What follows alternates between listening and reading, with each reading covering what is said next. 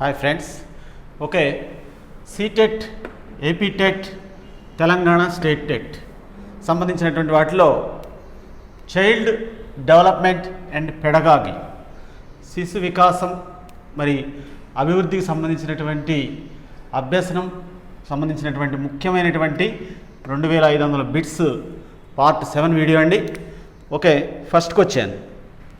Gene పియాజే ప్రకారం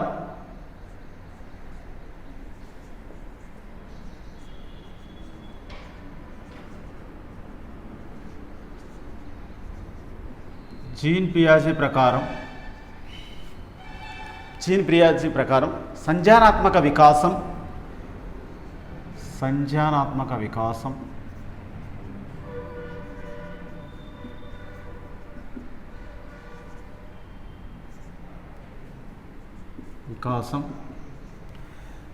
దేనిపై ఆధారపడి ఉంటుంది?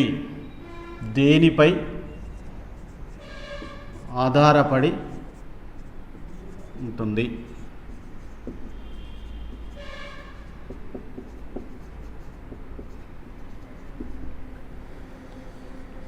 దీనికి జవాబు వచ్చేసి మరి జీన్ పియాజే, స్విట్జర్లాండ్ దేశస్థుడైనటువంటి జీన్ పియాజే సంజ్ఞానాత్మక వికాసం గురించి మరి చెప్పడం అనేటువంటి జరిగిందండి ఈ యొక్క మనోవిజ్ఞాన శాస్త్రంలో.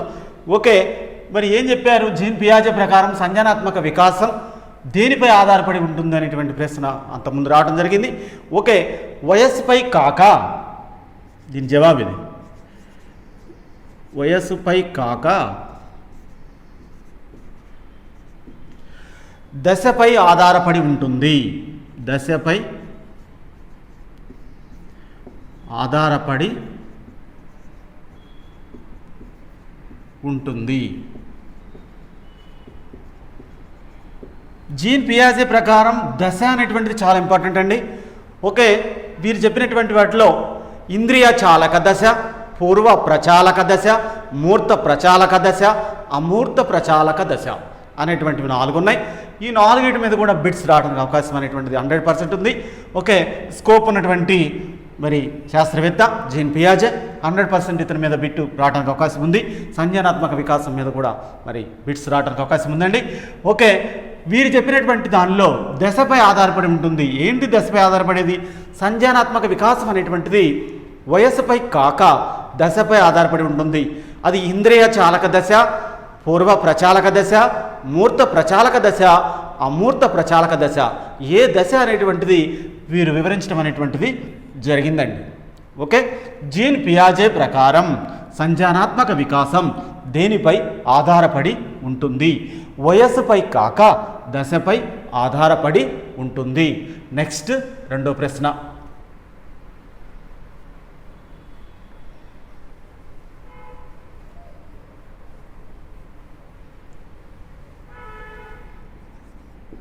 Okay, second question. పియాజే ప్రకారం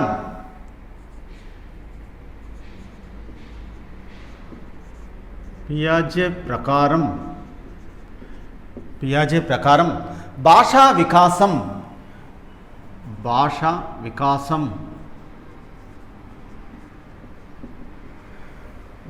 వికాసం వేగవంతంగా జరిగే వయస్సు ఏది?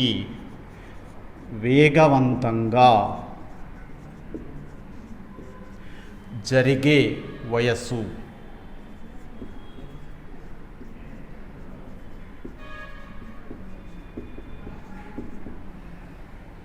ఇది కూడా ఇంపార్టెంట్ పెట్టండి. ఓకే, పియాజే ప్రకారం భాషా వికాసం అనేటువంటిది ఏ ఏజ్లో జరిగేటువంటి అవకాశం ఉందనేటువంటి క్వశ్చన్ ఇది. ఓకే, 2 సంవత్సరాల నుంచి, దీని సమాధానం 2 సంవత్సరాల నుంచి 4 సంవత్సరాల వరకు. 4 సంవత్సరాల వరకు భాషా వికాసం అనేటువంటిది ఎక్కువగా జరిగేది 2 నుంచి 4 సంవత్సరాల వరకు అని జీన్ పియాజే చెప్పడం అనేటువంటిది జరిగిందండి. జీన్ పియాజే ప్రకారం భాషా వికాసం వేగవంతంగా జరిగే వయస్సు ఏది అనే ప్రశ్న వచ్చినప్పుడు 2 సంవత్సరాల నుంచి, శిశువుకు 2 సంవత్సరాల నుంచి 4 సంవత్సరాల వరకు భాషా వికాసం వేగవంతంగా జరిగే వయస్సుగా జీన్ పియాజే గుర్తించడం జరిగింది. నెక్స్ట్ మూడో ప్రశ్న.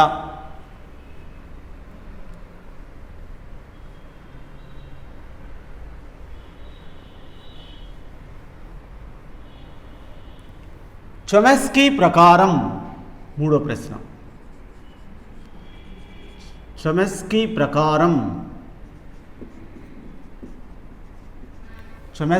ప్రకారం శిశువులో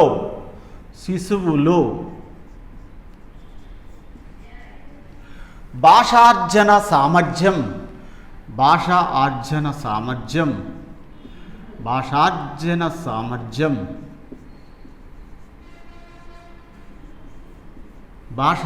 సామర్థ్యం గరిష్టంగా జరిగే కాలం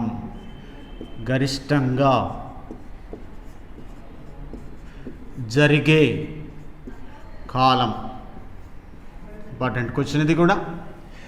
ఓకే, అమెరికా దేశస్థుడైనటువంటి చొమెస్కీ కూడా మరి శిశువులో భాషార్జన సామర్థ్యం గురించి చెప్పడం అనేటువంటిది జరిగింది. ఓకే, చొమెస్కీ ప్రకారం శిశువులో భాషార్జన సామర్థ్యం గరిష్టంగా జరిగే కాలం ఏది అనేటువంటి ప్రశ్న రావడానికి అవకాశం అనేటువంటిది ఉంటుంది. ఓకే, 3 సంవత్సరాల నుంచి 10 సంవత్సరాల మధ్య దీని జవాబు.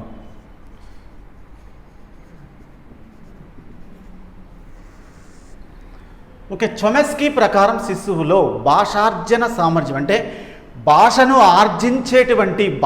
సంపాదించేటువంటి సామర్థ్యం ఎక్కువగా జరిగే కాలం ఏది అంటే 3 సంవత్సరాల నుంచి 10 సంవత్సరాల మధ్య శిశువులో భాషను ఆర్జించేటువంటి సామర్థ్యం అనేటువంటిది పెరుగుతుంది అనేటువంటి చెప్పినటువంటి శాస్త్రవేత్త ఎవరు అనేటువంటి ప్రశ్న అడిగితే చొమెస్కీ దాని జవాబు.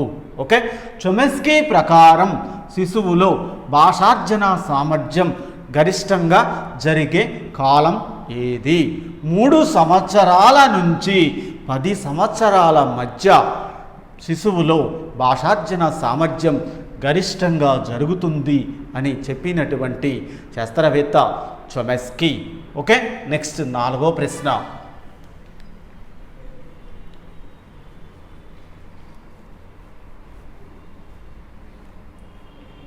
Fourth question. ఎరిక్ ఎరిక్సన్ ప్రకారం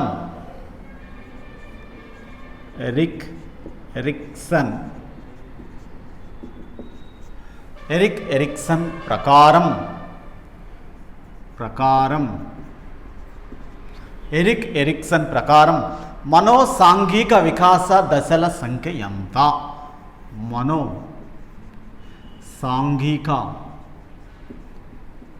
వికాస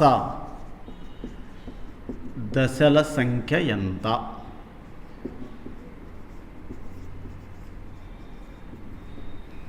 డైరెక్ట్ క్వశ్చన్ ఇది. ఓకే, అడగడానికి అవకాశం ఇది కూడా. ఎరిక్ ఎరిక్సన్ ప్రకారం మనోసాంఘిక వికాస దశల సంఖ్య ఎంత అంటే ఎరిక్ ఎరిక్సన్ అనేటువంటి వారు మనోసాంఘిక వికాస దశల గురించి చెప్పడం అనేటువంటిది జరిగింది. ఓకే, అంతకు ముందు చెప్పినటువంటి అంటే సిగ్మండ్ ఫ్రాయిడ్ మనోవిశ్లేషణ సిద్ధాంతాన్ని మరి ఇతను అంగీకరించడం అనేటువంటిది జరగలేదు. దాంట్లో కొన్ని భావాలు ఇతనికి నచ్చక మనోసాంఘిక వికాస దశల గురించి చెప్పినటువంటి శాస్త్రవేత్త ఎరిక్ ఎరిక్సన్ అండి. ఓకే, వీరు 8 దశల గురించి చెప్పారు ఫ్రెండ్స్.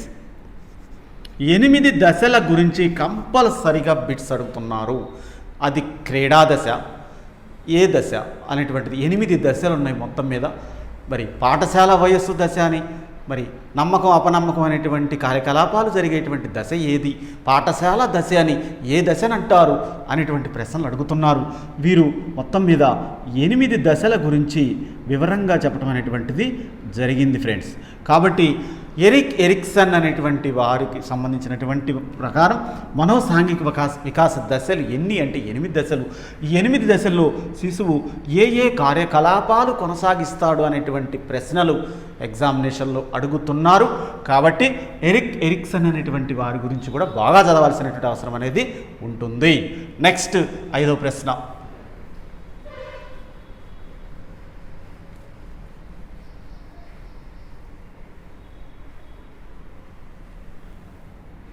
ఐదో ప్రశ్న, హక్కులు విధులు, హక్కులు విధులు, హక్కులు విధులు అనే పాఠం ద్వారా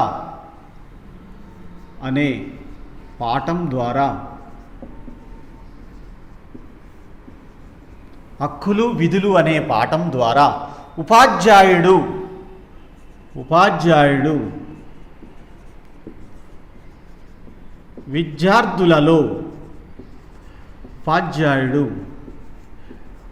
విద్యార్థులలో ఏ వికాసమును పెంపొందించవచ్చు? ఏ వికాసమును పెంపొందించవచ్చును?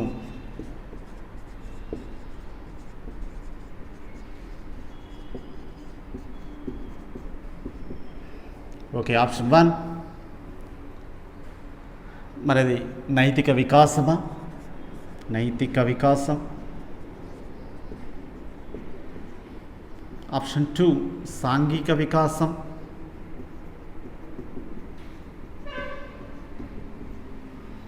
ఆప్షన్ 3 ఉద్వేగ వికాసం.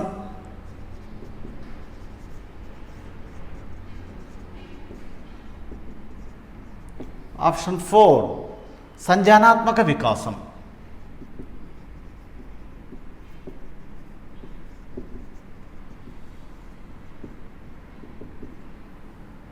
ఏది కరెక్టు అనేటువంటిది ప్రశ్న అడిగారు. ఓకే, హక్కులు విధులు అనేటువంటిది భారత రాజ్యాంగం ప్రకారం మనం హక్కులు అనేటువంటి దాన్ని అమెరికా నుంచి, అదేవిధంగా విధులు అనేటువంటిది రష్యా నుంచి స్వీకరించుకోవటం అనేటువంటిది జరిగింది.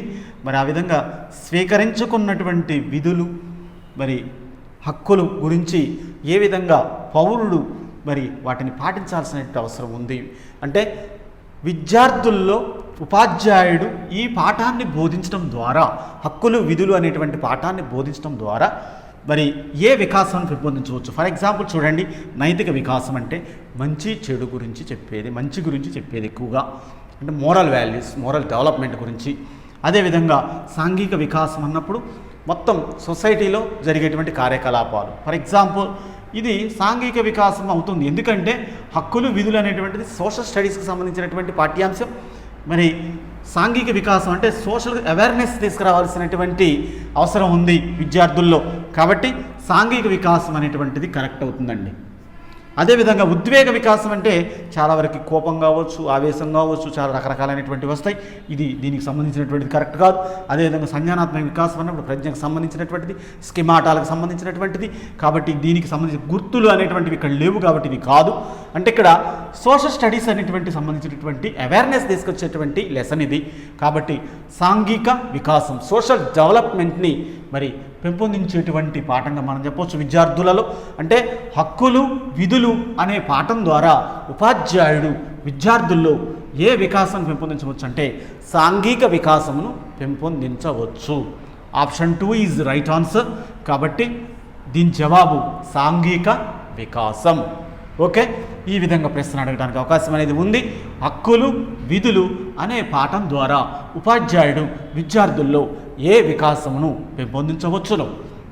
ఫస్ట్ ఆప్షన్ నైతిక వికాసం, సెకండ్ ఆప్షన్ సాంఘిక వికాసం, థర్డ్ ఆప్షన్ ఉద్వేగ వికాసం, ఫోర్త్ ఆప్షన్ సంజ్ఞానాత్మక వికాసం. The answer is second is right answer. సాంఘిక వికాసం, social development is correct answer in this question. Okay, next 6వ ప్రశ్న.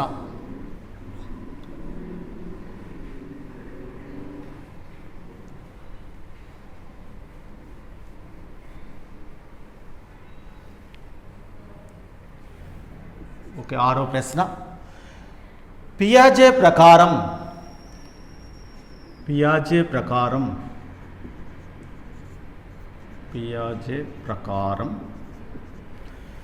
సంజ్ఞానాత్మక వికాసం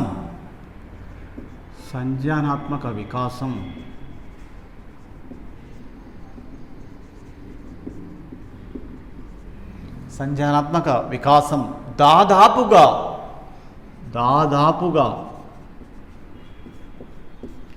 పూర్తి అయ్యే వయస్సు ఏది? పూర్తి అయ్యే వయస్సు మోస్ట్ ఇంపార్టెంట్ బిట్ అండి, ఇది అడిగారు ఆల్రెడీ. పూర్తి అయ్యే వయస్సు.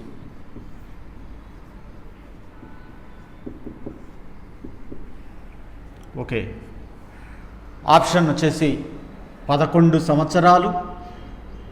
11 సంవత్సరాలు. ఆప్షన్ 2 12 years, 12 సంవత్సరాలు. ఆప్షన్ 3 14 సంవత్సరాలు. ఆప్షన్ 4 16 సంవత్సరాలు.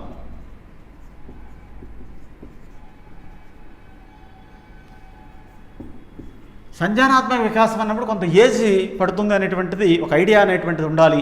మరి ఏ ఏజ్ కరెక్ట్ అంటే ఇక్కడ 16 సంవత్సరాల నాటికి సంజ్ఞానాత్మక వికాసం పూర్తి అవుతుందని చెప్పినటువంటి శాస్త్రవేత్త జీన్ పియాజే. ఇక్కడ 4th is right answer. Okay, అంటే పియాజే ప్రకారం సంజ్ఞానాత్మక వికాసం దాదాపుగా పూర్తి అవుతుంది, సుమారుగా పూర్తి అవుతుంది అనేటువంటి ఒక నమ్మకానికి రావడం అనేటువంటిది జరిగింది. ఆ ఏజ్ ఎంత, ఆ సంవత్సరాలు ఎన్ని సంవత్సరాలకి మరి సంజ్ఞానాత్మక వికాసం దాదాపుగా పూర్తి అవుతుందని జీన్ పియాజే అభిప్రాయపడటం అనేటువంటిది జరిగింది. అనేటువంటి క్వశ్చన్కు ఆన్సర్ 16 సంవత్సరాలు. ఒకసారి స్కూల్ అసిస్టెంట్ సంబంధించినటువంటి దాంట్లో అడిగారు, టెట్కి సంబంధించినటువంటి కంపల్సరీగా అడిగారండి. ఇది పేపర్ 2 క్వశ్చన్. ఇది ఒక పేపర్ 2లో వచ్చింది. జీన్ పియాజే ప్రకారం సంజ్ఞానాత్మక వికాసం దాదాపుగా పూర్తయ్యే వయస్సు మరి ఫస్ట్ ఆప్షన్ మరి 11 years, second option 12 years, third option 14 years, మరి fourth option 16 years. 16 years is the right answer. మరి ఈ యొక్క క్వశ్చన్కు 16 సంవత్సరాలు అనేటువంటిది సరైనటువంటి సమాధానం. కాబట్టి 4th is right answer. Okay, next 7వ ప్రశ్న.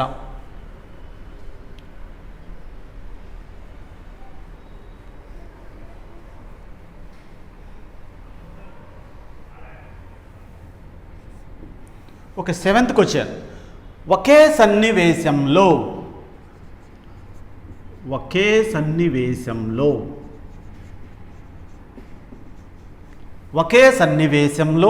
వివిధ వ్యక్తులు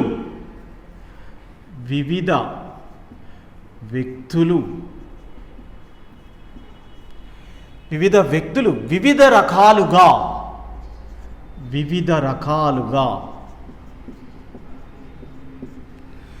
ప్రతిస్పందించటాన్ని ఏమంటారు?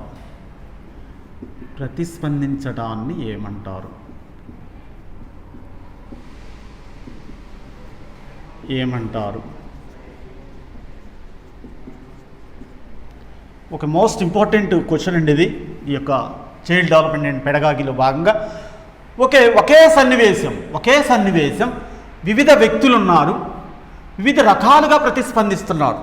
అంటే ఫర్ ఎగ్జాంపుల్ క్రీడలు, గేమ్స్ ఆడుతున్నారు, క్రికెట్ ఆడేటప్పుడు వివిధ వ్యక్తులు, ఫర్ ఎగ్జాంపుల్ ధోని అనుకోండి, మరి అదేవిధంగా ఇంకొక వ్యక్తి గురించి అనుకోండి, ఇద్దరు వ్యక్తులు అనుకున్నారు, లేకపోతే 3-4 ఉన్నారు.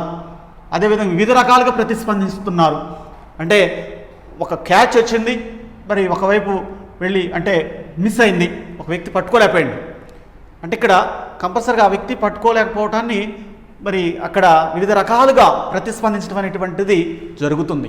అది క్యాచ్ పడితే అవుట్ అయిపోయేవాడు, అనవసరంగా మిస్ అయిపోయింది అనేటువంటి ప్రతి ఒక్కళ్ళు మాట్లాడుకోవటం అనేటువంటిది జరుగుతుంది.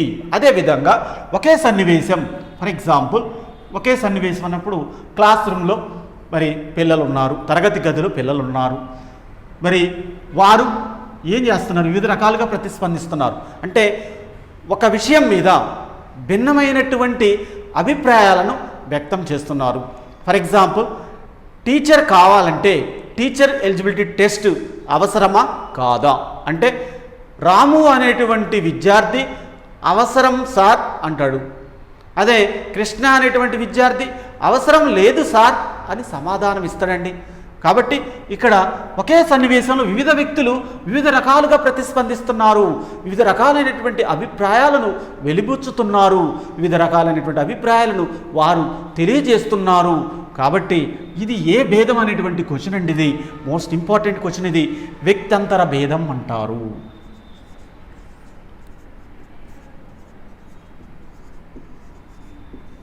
వ్యక్తంతర భేదం అంటారు. మరి వ్యక్తంతర భేదం అన్నప్పుడు ఇక్కడ ఒకటి గుర్తుపెట్టుకోవాలి, ఇండివిజువల్. ఇంగ్లీష్ కూడా ఇంపార్టెంట్. ఇక్కడ ఇండివిజువల్. ఇంటర్ ఇండివిజువల్స్ అనేటువంటివి జరుగుతున్నాయి ఇక్కడ. వ్యక్తి అంతర వ్యక్తి, ఈ వ్యక్తి ఉన్నాడు, ఇంకొక వ్యక్తి ఉన్నాడు. ఈ వ్యక్తి ఆ వ్యక్తి ఒకే సన్నివేశంలో పాల్గొన్నప్పుడు వివిధ రకాలైనటువంటి వ్యక్తులు వివిధ రకాలైనటువంటి అభిప్రాయాలను వెలుబుచ్చినప్పుడు చాలా వరకు తేడాలు రావడం అనేటువంటి జరుగుతుంది. చూశారు, అది వ్యక్తి అంతర భేదం. దీని ఇంగ్లీష్లో ఇంటర్ ఇండివిజువల్స్ అంటారు. Most important area child development and pedagogy సంబంధించినటువంటి దానిలో. ఓకే, నెక్స్ట్కి వచ్చాను. 8వ ప్రశ్న.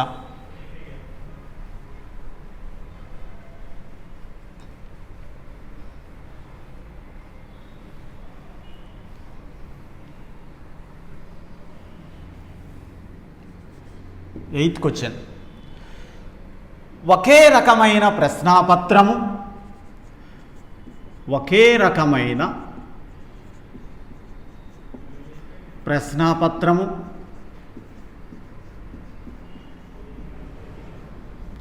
ఒకే రకమైన ప్రశ్నాపత్రం అయినప్పటికీ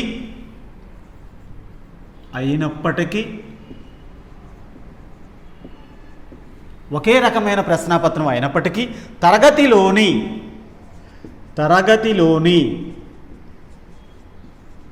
వివిధ విద్యార్థులకు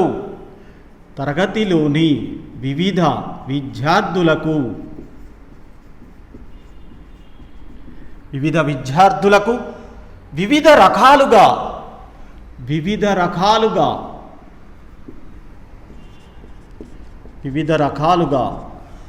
మార్కులు వచ్చుట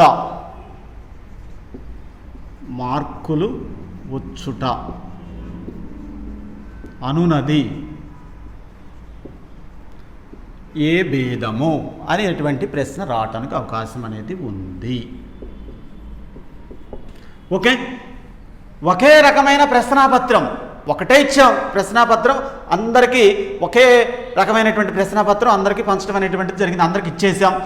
అప్పుడు తరగతిలో వివిధ విద్యార్థులు ఉన్నారు. వివిధ విద్యార్థులకు వివిధ రకాలుగా మార్కులు వచ్చినాయి. ఒక విద్యార్థికి 1 వచ్చింది మార్కు, ఒక విద్యార్థికి 25కి 25 వచ్చినాయి, ఒక విద్యార్థికి 25కి 25 మార్కులు వచ్చినాయి, ఒక విద్యార్థికి 25కి 9 మార్కులు వచ్చినాయి, ఒక విద్యార్థికి 25కి 10 మార్కులు వచ్చినాయి. వివిధ రకాలుగా మార్కులు వచ్చినాయి. ఇక్కడ ఆ విద్యార్థుల్లో ఉన్నటువంటి ఇంటర్ ఇండివిజువల్స్ అనేటువంటిది ఇక్కడ మనం గుర్తుపెట్టుకోవాలి. అంటే ఒక విద్యార్థికి ఎక్కువ రావచ్చు, ఒక విద్యార్థికి తక్కువ మార్కులు రావచ్చు. ఇక్కడ వైయక్తిక భేదాలు అనేటువంటివి ఉన్నాయి. ఆ వైయక్తిక భేదాల్లో ఏ రకానికి సంబంధించినటువంటి వైయక్తిక భేదం, ఏ రకానికి సంబంధించినటువంటి ఇండివిజువల్ డిఫరెన్సెస్ ఉన్నాయి అనేటువంటిది అభ్యర్థి ఇక్కడ గుర్తుపెట్టుకోవాల్సినటువంటి అవసరం ఉంది. లేకపోతే బిట్టుపోవడానికి అవకాశం అనేటువంటిది ఉంటుంది. ఒకే రకమైన ప్రశ్నాపత్రం అయినప్పటికీ తరగతిలోని వివిధ విద్యార్థులకు వివిధ రకాలుగా మార్కులు వచ్చుట అనునది ఏ భేదం అనేటువంటి ప్రశ్నకు సమాధానం వ్యక్తంతర భేదం.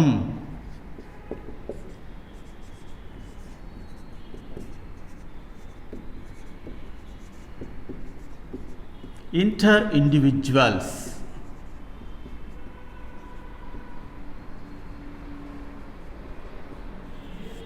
ఓకే, ఒకే రకమైన ప్రశ్నాపత్రం అయినప్పటికీ తరగతిలోని వివిధ విద్యార్థులకు వివిధ రకాలుగా మార్కులు వచ్చడం అన్నది ఏ భేదం అంటే వ్యక్తి అంతర్భేదం. ఒక విద్యార్థి నుండి ఇంకొక విద్యార్థి అంటే ఇద్దరికి డిఫరెన్సెస్ ఉన్నాయి. ఒక విద్యార్థికి 0 వచ్చింది, ఒక విద్యార్థికి 10 మార్క్స్ వచ్చినాయి. కాబట్టి ఇక్కడ ఇంటర్ ఇండివిజువల్ డిఫరెన్సెస్ అనేటువంటివి కనపడుతున్నాయి. ఓకే, ఇది దీని యొక్క సమాధానం. నెక్స్ట్ 9వ ప్రశ్న.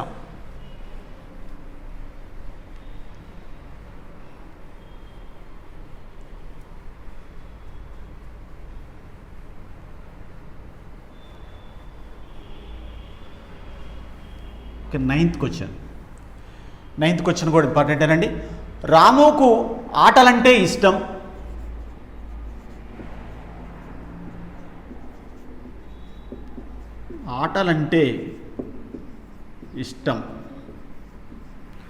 రాముకు ఆటలంటే ఇష్టం కాగా అతని కవల సోదరుడు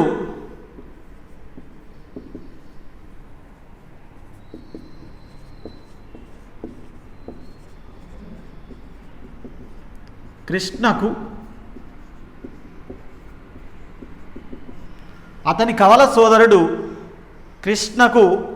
ముఖ్యంగా ఇక్కడ ఇద్దరి మధ్య కూడా భేదం అనేటువంటిది చూపిస్తున్నాం. ఓకే, రాముకు ఆటలంటే ఇష్టం కాగా అతని కవల సోదరుడు కృష్ణకు ఆటలు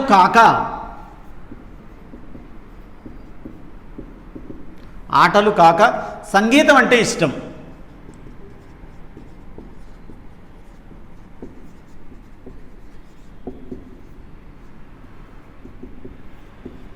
సంగీతం అంటే ఇష్టం. ఇది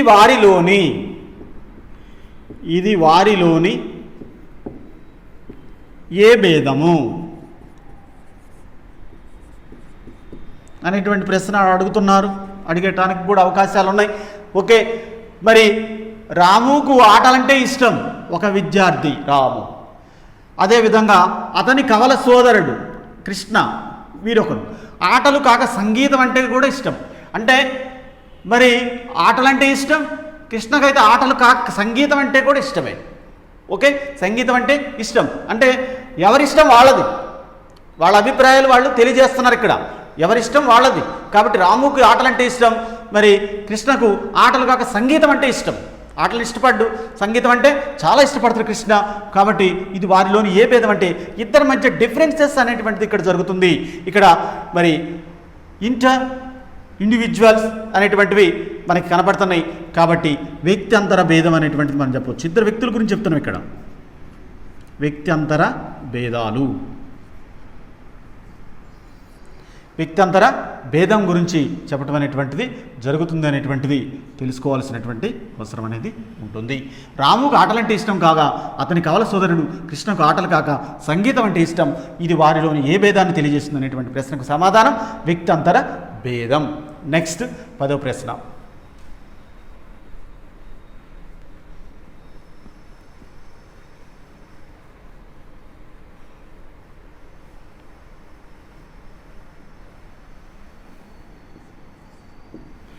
ఒక 10th క్వశ్చన్. ఒకే వ్యక్తి వివిధ సన్నివేశాలలో ఒకే వ్యక్తి వివిధ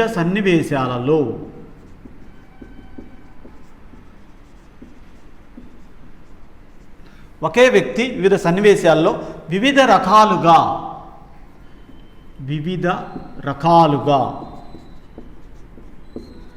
ప్రతిస్పందించటాన్ని ఏమంటారు?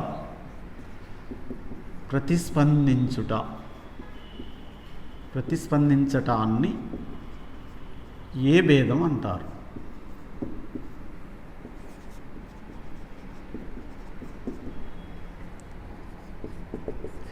ఓకే, ఒకే వ్యక్తి, ఇద్దరు వ్యక్తులు లేరు ఇక్కడ.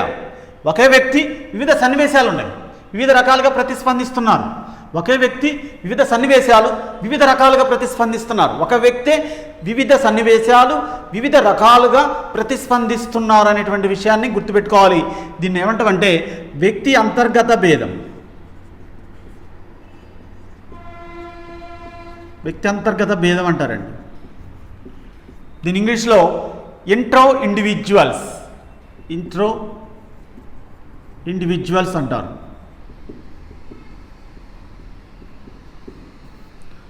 ఓకే, వ్యక్తి అంతర్గత భేదం అంటే వ్యక్తి తనలో తాను చూసుకోవటం, తనలో తాను అబ్జర్వ్ చేసుకోవటం, తనలో తాను భేదాలను గుర్తించటం అనేటువంటిది ఇక్కడ జరుగుతుంది.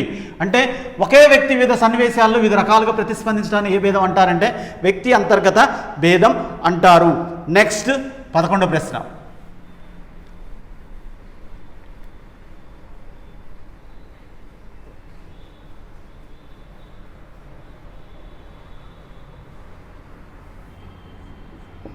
Okay, 11th question. Srinivasa Ramanujam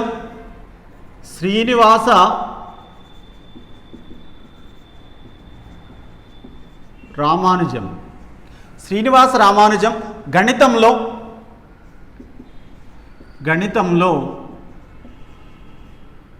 100% మార్కులు తెచ్చుకునేవాడే కానీ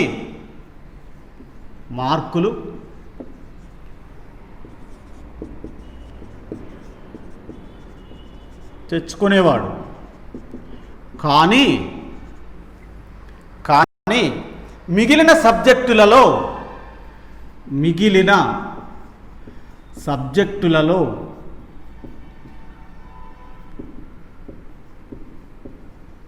సబ్జెక్టులలో కనీసం ఉత్తీర్ణుడు కూడా కాలేకపోయేవాడు. ఉత్తీర్ణుడు కూడా కాలేకపోయేవాడు.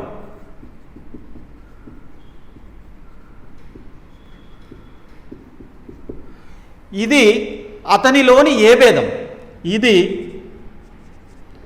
అతనిలోని ఏ భేదం?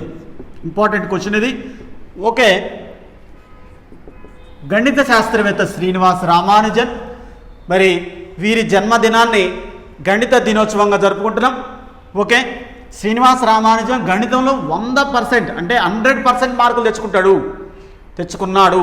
కానీ మిగిలిన సబ్జెక్టులో కనీసం మరి ఉత్తీర్ణత శాతం పాస్ కూడా కాకపోయేవాడు. కాబట్టి ఇతనిలోనే భేదం ఏంటంటే తనలో తాను ఉన్నటువంటి భేదం. ఓకే, గణితంలో పర్ఫెక్ట్గా ఉన్నాడు, మిగతా సబ్జెక్టులో అసలు పాస్ కాకపోయేవాడు, ఉత్తీర్ణుడు కాలేకపోయేవాడు. అంటే అతనికి ఇష్టం కాబట్టి మ్యాథమెటిక్స్ పాస్ అయ్యేవాడు, మిగతా సబ్జెక్టులు ఇష్టం లేదు కాబట్టి పాస్ కాకపోయేవాడు. ఇక్కడ వ్యక్తి అంతర్గత భేదం శ్రీనివాస రామానుజులో ఉన్నటువంటి అంతర్గత భేదం ఇది. ఓకే, కాబట్టి దీనికి యొక్క సమాధానం ఏంటంటే వ్యక్తి అంతర్గత భేదం అంటారు. వ్యక్తి అంతర్గత భేదం.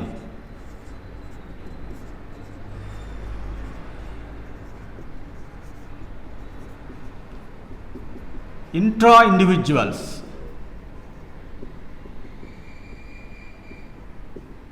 ఓకే, ఇంట్రా ఇండివిజువల్స్ అంటారండి. మోస్ట్ ఇంపార్టెంట్ క్వశ్చన్ ఇది. ఓకే, శ్రీనివాస రామానుజం గణితంలో 100% మార్కులు తెచ్చుకునేవాడు. కానీ మిగిలిన సబ్జెక్టుల్లో కనీసం ఉత్తీర్ణుడు కూడా కాలేకపోయేవాడు. ఇది అతనిలోని ఏ భేదం? వ్యక్తి అంతర్గత భేదం, ఇంట్రో ఇండివిజువల్స్ అంటారు. నెక్స్ట్ 12వ ప్రశ్న.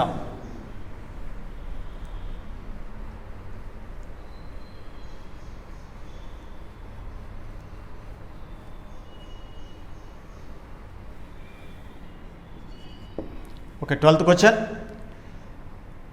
ఏ ఆలోచన శక్తి గలవారు? ఏ ఆలోచన శక్తి కలవారు? ఏ ఆలోచన శక్తి గలవారు ప్రజ్ఞా పరీక్షలలో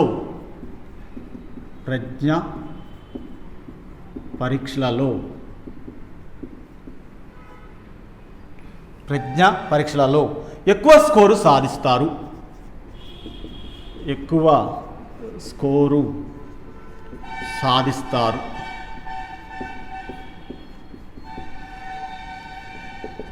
వివిధ రకాలైనటువంటి ఆలోచనలు ఉన్నాయి. అది సమైక ఆలోచన, లేకపోతే విభిన్న ఆలోచన, లేకపోతే అంతర్గత ఆలోచన, రకరకాలైనటువంటి ఆలోచనలు ఉన్నాయి. మరి ఇక్కడ ఒకటి గుర్తుపెట్టుకోవాలి, సమైక్య ఆలోచన శక్తి గలవారు మాత్రమే. సమైక్య ఆలోచన దీని యొక్క జవాబు. అంటే ఈజీగా సమస్యను మరి సాధిస్తారు వీళ్ళు, అంతేగాని సమస్యను సాధించకుండా ఉండరు. ఏ ఆలోచన శక్తి గలవారు ప్రజ్ఞా పరీక్షల్లో ఎక్కువ స్కోరు సాధిస్తారనేటువంటి ప్రశ్నకు సమాధానం సమైక్య ఆలోచన. మరి ఇంటిగ్రేట్, ఇక్కడ చాలా వరకు థింకింగ్ పవర్ అనేటువంటిది ఉంటుంది వీరికి.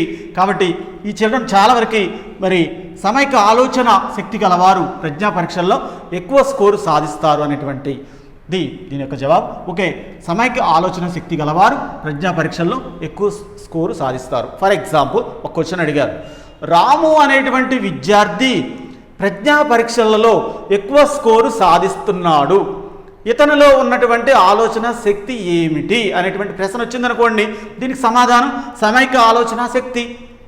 ఓకే, రాము అనేటువంటి విద్యార్థి ప్రజ్ఞా పరీక్షల్లో ఎక్కువ స్కోరు సాధిస్తున్నాడు కాబట్టి ఇతనిలో ఉన్నటువంటి ఆలోచన శక్తి ఏమిటి? సమైక్య ఆలోచన శక్తి అనేటువంటిది ఉంటే ప్రజ్ఞా పరీక్షల్లో ఎక్కువ స్కోరు సాధిస్తారు అనేటువంటిది గుర్తుపెట్టుకోవాలి. నెక్స్ట్ 13వ ప్రశ్న.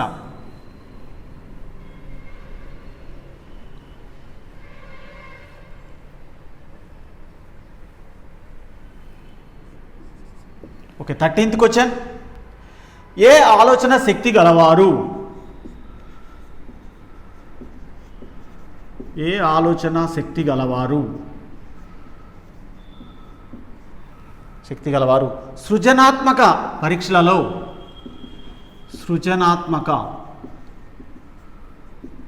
పరీక్షలలో పరీక్షలలో అధికంగా స్కోరును సాధిస్తారు. అధికంగా స్కోరును సాధిస్తారు.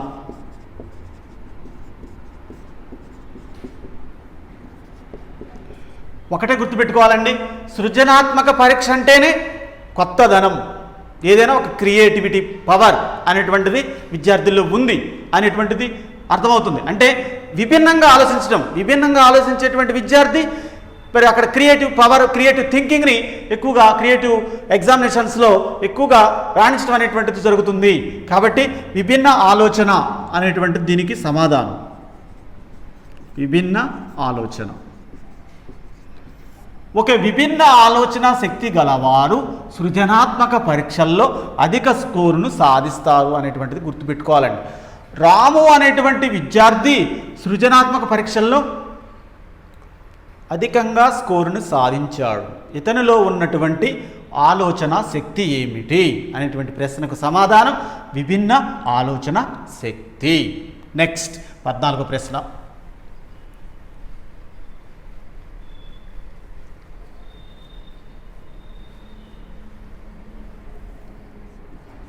Okay, 14th question. మానసిక వయస్సు. మానసిక వయస్సు. మానసిక వయస్సు అనే భావనను ప్రవేశపెట్టిన వారు.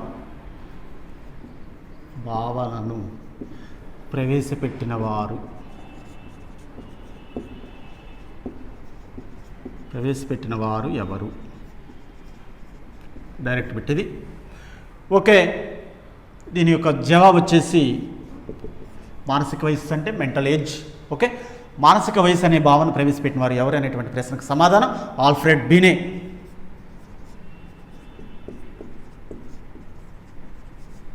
ఆల్ఫ్రెడ్ బినే అనేటువంటి వారు మరి మానసిక వయసు అనే భావన ప్రవేశపెట్టడం అనేటువంటి జరిగింది. వీరు ఫ్రాన్స్ దేశస్థులు. ఓకే, మానసిక వయస్సు, శారీరక వయస్సు అనేటువంటిది అందరికీ తెలిసినటువంటి విషయమే. మానసిక వయసు అనే భావన ప్రవేశపెట్టిన వారు ఎవరంటే ఆల్ఫ్రెడ్ బినే, ఫ్రాన్స్ దేశస్థులు వీరు. ఓకే, నెక్స్ట్ 15వ ప్రశ్న.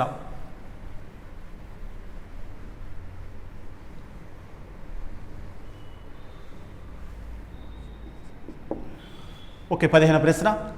విద్యా మనోవిజ్ఞాన శాస్త్రం ప్రకారం విద్యా మనోవిజ్ఞాన శాస్త్రం ప్రకారం ఎంఏ అనగా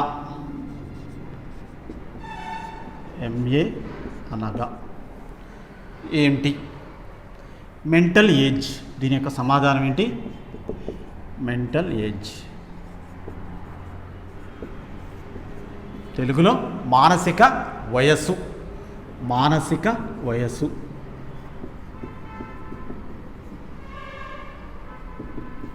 అదేవిధంగా అంటే మానసిక వయసు అంటే ఏంటి అనగా ప్రజ్ఞా పరీక్షల ద్వారా నిర్ణయించబడే వయస్సు. ప్రజ్ఞా పరీక్షల ద్వారా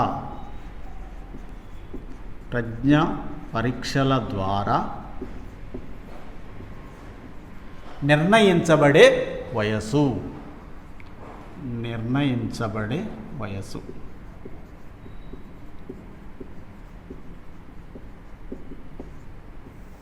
అంటే ఇక్కడ ప్రజ్ఞా పరీక్షల ద్వారా కొలుస్తున్నాం వారి యొక్క వయసుని, మేధావితనాన్ని కొలుస్తున్నాం. ప్రజ్ఞా పరీక్షల ద్వారా నిర్ణయించబడే వయసునే మెంటల్ ఏజ్ అంటారు. తెలుగులో మానసిక వయస్సు అంటారండి. ఈ యొక్క మానసిక వయస్సు భావన ప్రవేశపెట్టింది ఎవరనుకో చెప్పాం, ఆల్ఫ్రెడ్ బినే, ఫ్రాన్స్ దేశస్థుడు. నెక్స్ట్ 16వ ప్రశ్న.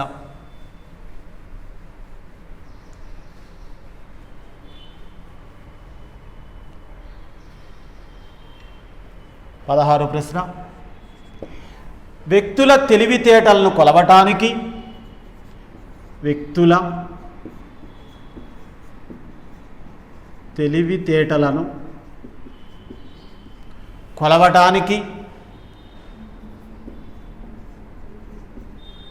కొలవడానికి సైకాలజిస్టులు ఉపయోగించే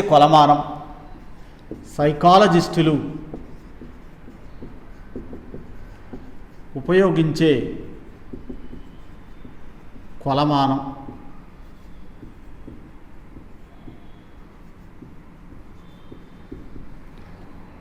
ఓకే, ఇంపార్టెంట్ ఇది కూడా. వ్యక్తుల తెలివితేటలు ఎలా కొలుస్తాం మనం అని సైకాలజిస్టులు ఉపయోగించేటువంటి కొలమానం ఏది అనేటువంటి ప్రశ్నకు సమాధానం ప్రజ్ఞాలబ్ధి. ప్రజ్ఞాలబ్ధి, దీని యొక్క సమాధానం ప్రజ్ఞాలబ్ధి అండి. ఓకే, వ్యక్తుల తెలివితేటలను కొలవడానికి సైకాలజిస్టులు ఉపయోగించే కొలమానం ఏది అనేటువంటి ప్రశ్నకు సమాధానం ప్రజ్ఞాలబ్ధి. వ్యక్తుల తెలివితేటలను కొలవటానికి సైకాలజిస్టులు ఉపయోగించే మరి కొలమానం ఏది అనేటువంటి ప్రశ్నకు సమాధానం ప్రజ్ఞాలబ్ధి. నెక్స్ట్ 17వ ప్రశ్న.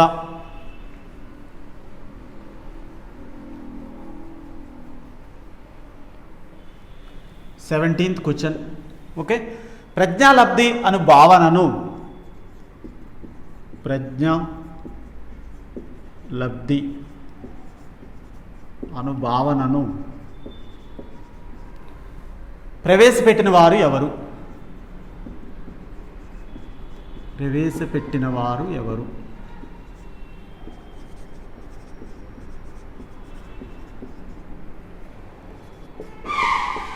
ప్రజ్ఞాలబ్ధి అను భావనను ప్రవేశపెట్టిన వారు ఎవరు అనేటువంటి ప్రశ్నకు సమాధానం William Stern.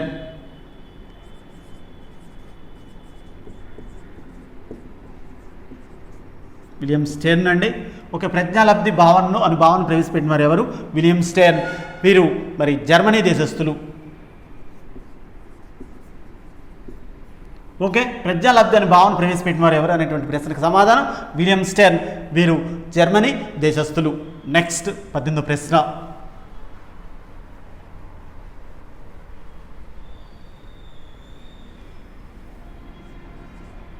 Okay, 18th question. General mental ability. General mental ability. General mental ability. General mental ability test for children. Test for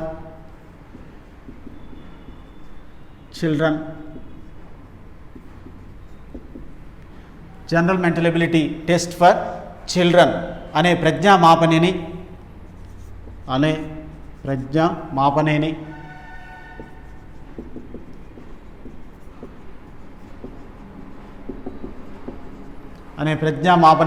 రూపొందించిన వారు ఎవరు?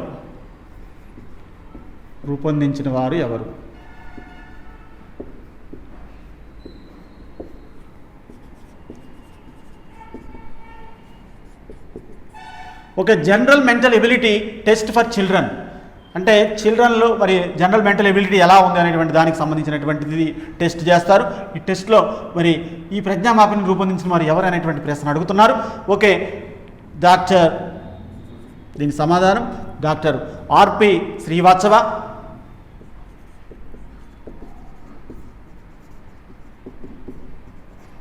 ఆర్పి శ్రీవాత్సవ మరియు డాక్టర్ కిరణ్ సక్సేనా. ఇంపార్టెంట్ ఇది కూడా.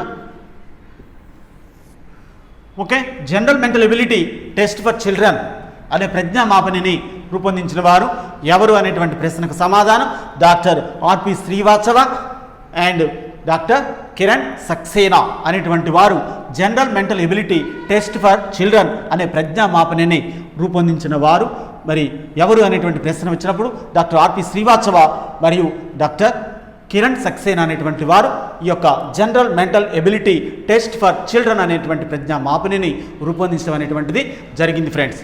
నెక్స్ట్ 19వ ప్రశ్న.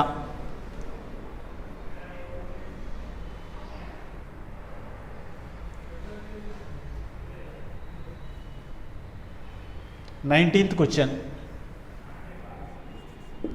ఓకే, 19వ ప్రశ్న. ఉద్వేగాత్మక ప్రజ్ఞ.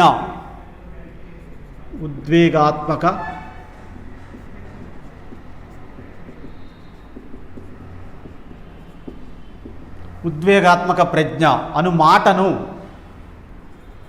మాటను మొట్టమొదటగా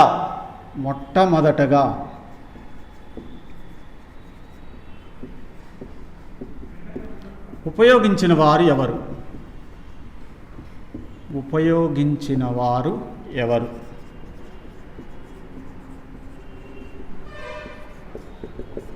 ఒక ఉద్వేగాత్మక ప్రజ్ఞ అను మాటను మొట్టమొదటిగా ఉపయోగించిన వారు ఎవరు అనేటువంటి ప్రశ్నకు సమాధానం వెయిన్ లియోన్ పెయిన్. వెయిన్ లియోన్ పెయిన్. ఓకే, వెయిన్ లియోన్ పెయిన్ అనేటువంటి వారు ఉద్వేగాత్మక ప్రజ్ఞ అను మాటను మొట్టమొదటిగా ఉపయోగించడం అనేటువంటిది జరిగిందండి.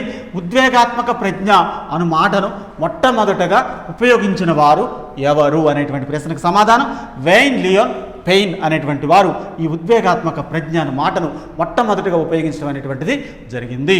నెక్స్ట్ 20వ ప్రశ్న.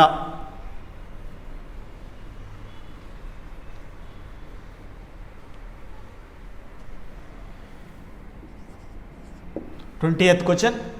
ఉద్వేగ ప్రజ్ఞ. ఉద్వేగ ప్రజ్ఞ. ఉద్వేగ ప్రజ్ఞ అనే అంశంను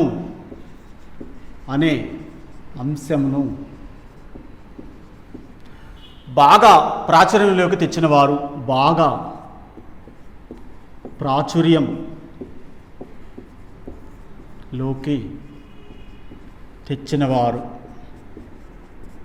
తెచ్చినవారు ఎవరు?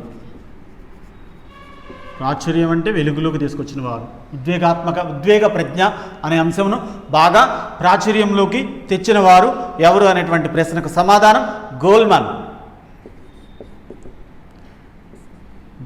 అండి. గోల్మన్ వీరు అమెరికా దేశస్థులు. ఓకే, గోల్మన్ అనేటువంటి వారు ఉద్వేగ ప్రజ్ఞ అనే అంశమును బాగా ప్రాచుర్యంలోకి తెచ్చిన వారు ఎవరు అనేటువంటి ప్రశ్నకు సమాధానం గోల్మన్, అమెరికా దేశస్థులు. ఉద్వేగ ప్రజ్ఞ అనే అంశమును బాగా ప్రాచుర్యంలోకి తెచ్చిన వారు ఎవరు? దీని సమాధానం గోల్మన్, అమెరికా దేశస్థులు.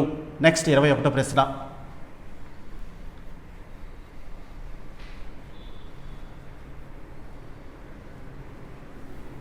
21st question. ఓకేనా? నెక్స్ట్ సహజ సామర్థ్యాల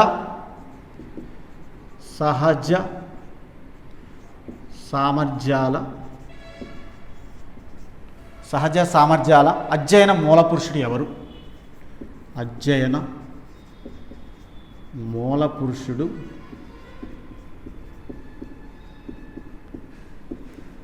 ఎవరు? ఓకే, సహజ సామర్థ్యాల అధ్యయన మూల పురుషుడు ఎవరు అనేటువంటి ప్రశ్నకు సమాధానం సిఎల్ హాల్. వీరు ఇంగ్లాండ్ దేశస్థులు.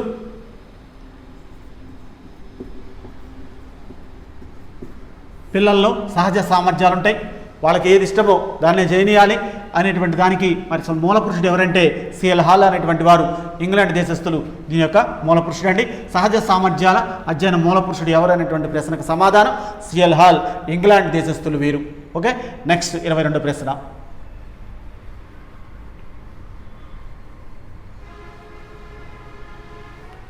22nd.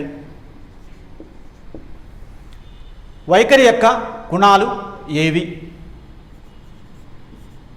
వైఖరి యొక్క గుణాలు ఏవి?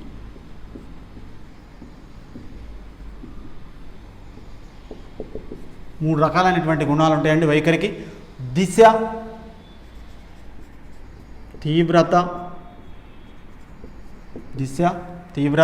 వ్యాప్తి. ఇంపార్టెంట్ ఇది. ఏదైనా వేరేది ఇచ్చి కానిది ఏది లేనిది ఏది అంటాడండి. వైఖరి యొక్క గుణాలు ఏవి అంటే మూడు ఉంటాయి. దిశ, తీవ్రత, వ్యాప్తి అనేటువంటివి మూడు గుణాలు ఉంటాయి. ఓకే, వైఖరి యొక్క గుణాలు ఏవి అని ఇచ్చేసి ఫస్ట్ ఆప్షన్ దిశ, రెండో ఆప్షన్ తీవ్రత, మూడో ఆప్షన్ వ్యాప్తి, నాలుగో ఆప్షన్ పైవేవి కావు అనడానికి కూడా అవకాశం ఉంది. నెక్స్ట్ 23వ ప్రశ్న.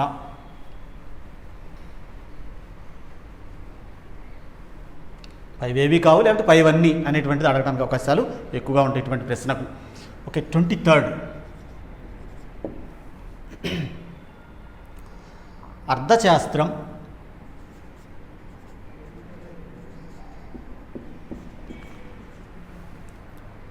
చాలా కష్టమైన సబ్జెక్ట్.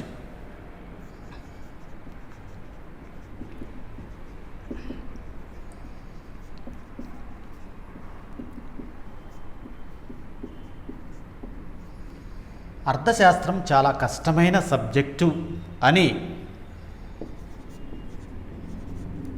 నేను నమ్ముతున్నాను.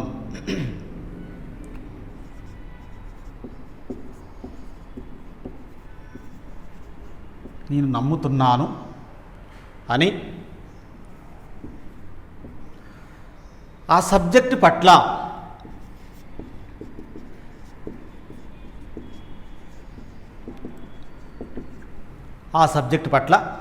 తన వైఖరిని ప్రకటించిన రాము యొక్క వైఖరి గుణం.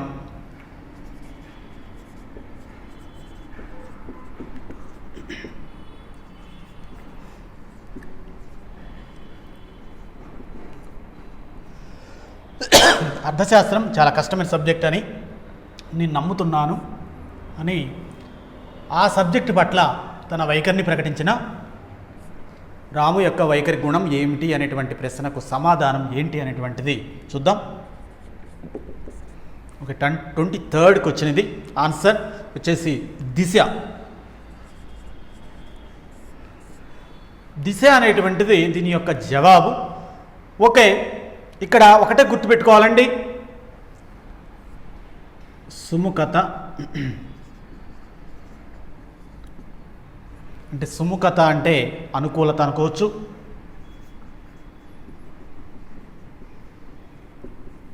అదేవిధంగా విముఖత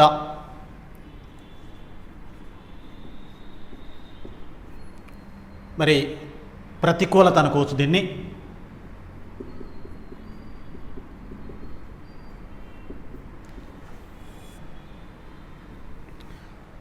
ఓకే, ఇక్కడ ఒకటే గుర్తుపెట్టుకోవాలి, అర్థశాస్త్రం చాలా కష్టమైన సబ్జెక్ట్, చాలా డిఫికల్ట్ సబ్జెక్ట్. ఎకనామిక్స్ అనేది చాలా డిఫికల్ట్ సబ్జెక్ట్ అని నేను నమ్ముతున్నాను అని ఆ సబ్జెక్ట్ పట్ల తన వైఖరిని ప్రకటించిన రాము.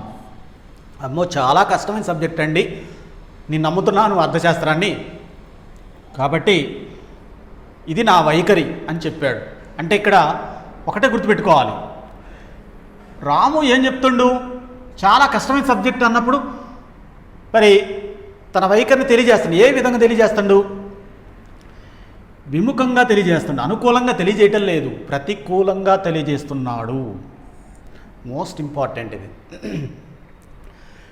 ఒక విషయంపై ఒక వ్యక్తి లేదా ఇతర వ్యక్తులు అనుకూలంగా కానీ ప్రతికూలంగా కానీ స్పందించటాన్ని వైఖరికి ఉన్నటువంటి గుణాలలో దేనికి సంబంధించింది అనేటువంటి ప్రశ్నకు సమాధానం దిశ. మోస్ట్ ఇంపార్టెంట్ ఇది, చాలాసార్లు అడిగారు. ఓకే, ఇక్కడ అర్థశాస్త్రం అంటే రాముకు చాలా ప్రతికూలత ఉంది, విముఖత ఉంది. ఒక విషయంపై ఒకరు లేదా ఎంతమంది అయినా కావచ్చు ఒక విషయాన్ని ఇష్టపడవచ్చు, లేకపోతే ఇష్టపడకపోవచ్చు. ఆ రెండింటి మధ్య ఉన్నటువంటి దాని గురించి తెలియజేసేదే దిశ. ఓకే, నెక్స్ట్ 24వ ప్రశ్న.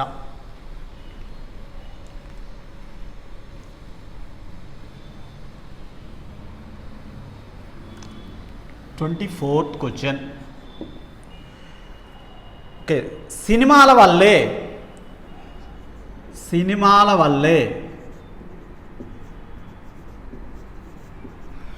యువత చెడిపోతుంది. సినిమాల వల్లే యువత చెడిపోతుంది.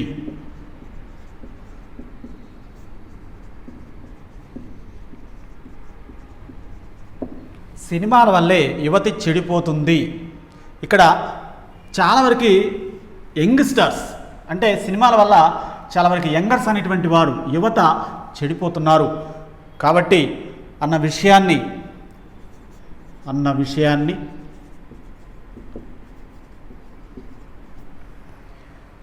నేను పూర్తిగా అంగీకరించను. అన్నాను. పూర్తిగా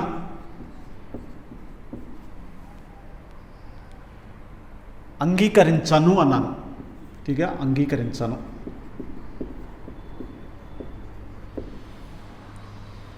అన్న వ్యక్తి యొక్క వైఖరి.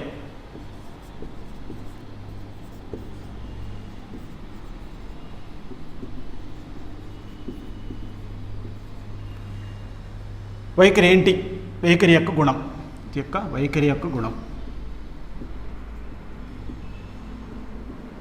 ఇక్కడ చూడండి, సినిమాల వల్ల యువత చెడిపోతుంది అనేటువంటి విషయాన్ని నేను అసలు అంగీకరించాను, పూర్తిగా అంగీకరించాను. ఎవరెన్నైనా చెప్పనేయండి, పొరపాటును కూడా నేను దీనికి ఏకీభవించను అనేటువంటిది ఉంది.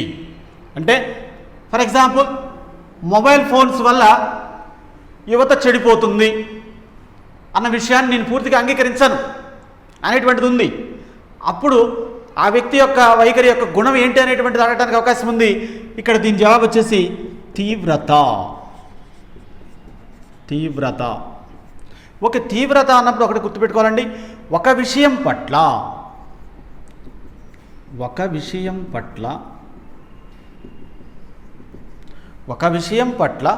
వ్యక్తి వైఖరులు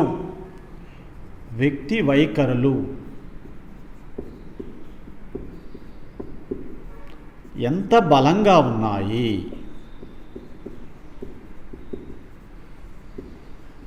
అనే విషయం తెలిసిపోతుంది. ఓకే, ఇక్కడ ఇప్పుడు నేను అనేటువంటిది ఇక్కడ ఏంటి చూడండి, సినిమాల వల్ల యువత చెడిపోతుంది అన్న విషయాన్ని నేను పూర్తిగా అంగీకరించాను, నేను పొరపాటును కూడా పూర్తిగా అంగీకరించను అనేటువంటిది బలంగా చెప్పేస్తాను. తన యొక్క వైఖరిని బలంగా చెప్పడం అనేటువంటి జరుగుతుంది. నేను చెప్తున్నాను అనుకోండి, నేనే చెప్తున్నాను కాబట్టి నా యొక్క వైఖరి యొక్క గుణం ఏంటంటే తీవ్రత. తీవ్రత అంటే ఏంటి?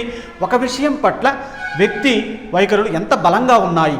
మొబైల్ ఫోన్స్ వల్ల, సెల్ ఫోన్స్ వల్ల యువత చెడిపోతుంది అన్న విషయాన్ని కూడా నేను పూర్తిగా అంగీకరించాను అన్న వ్యక్తి యొక్క వైఖరి యొక్క గుణం ఏంటి అంటే తీవ్రత అనేటువంటిది గుర్తుపెట్టుకోవాలి. తీవ్రత అంటే ఏంటి? ఒక విషయం పట్ల వ్యక్తి వైఖరులు ఎంత బలంగా ఉన్నాయి. నెక్స్ట్ 25వ ప్రశ్న.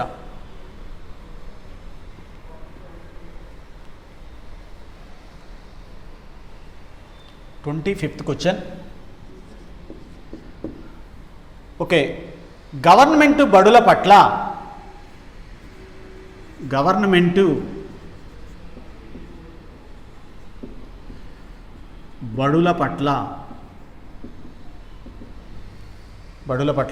కొందరు మంచి అభిప్రాయాన్ని కలిగి ఉంటే, కొందరు మంచి అభిప్రాయాన్ని కలిగి ఉంటే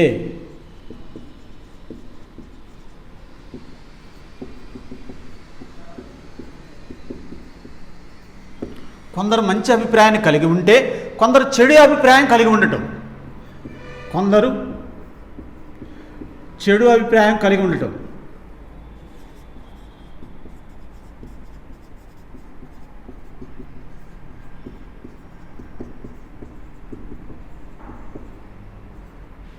కలిగి ఉండటం అనేది వారి వైఖరుల మధ్య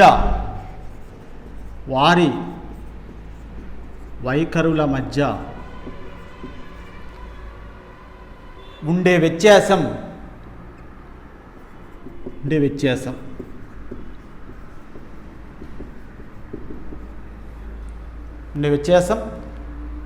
ఇది వైఖరి యొక్క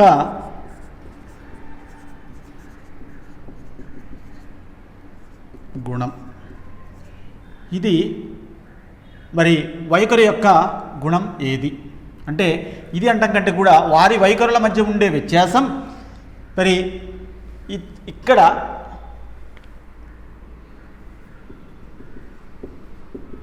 తెలిపిన వైఖరి యొక్క గుణం ఏది? ఇక్కడ తెలిపిన వైఖరి యొక్క గుణం ఏది తెలిపిన. ఇప్పుడు చూడండి, గవర్నమెంట్ బడుల పట్ల కొందరు మంచి అభిప్రాయాన్ని కలిగి ఉంటే కొందరు చెడు అభిప్రాయాన్ని కలిగి ఉండటం అనేది వారి